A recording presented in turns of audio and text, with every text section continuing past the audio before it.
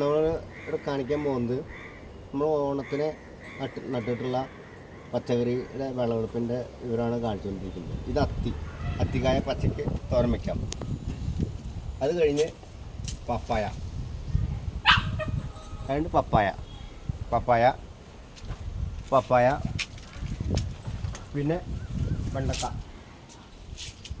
വെണ്ടക്ക ഇതൊക്കെ ഓണത്തിന് എടുക്കാനുള്ള സാധനങ്ങളാണ്. വെണ്ടക്ക പിന്നെ തക്കാളി കാണുന്നുണ്ടോ?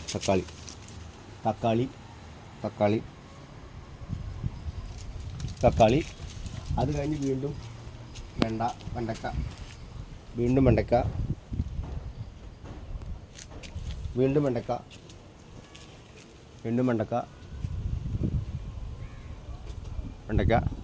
മുരിങ്ങയുടെ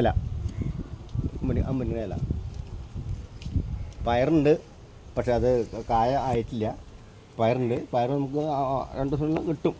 അത് കഴിഞ്ഞ് പച്ചമുളക് ഇതുണ്ട്.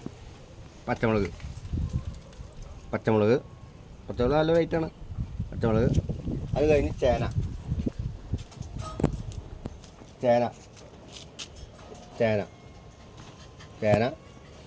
പറിക്കാനുള്ള ചേന, കപ്പ പറിക്കാനുള്ളത്, പിന്നെ ഹൈബ്രിഡ് വഴുതനങ്ങ,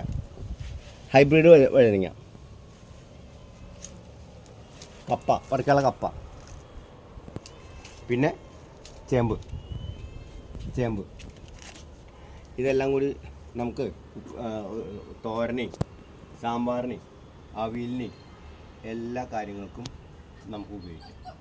അപ്പോൾ എല്ലാവരും ഇത് കാണുക, ലൈക്ക് ചെയ്യുക, സബ്സ്ക്രൈബ് ചെയ്യുക, എന്നെ പ്രോത്സാഹിപ്പിക്കുക. ഓക്കെ.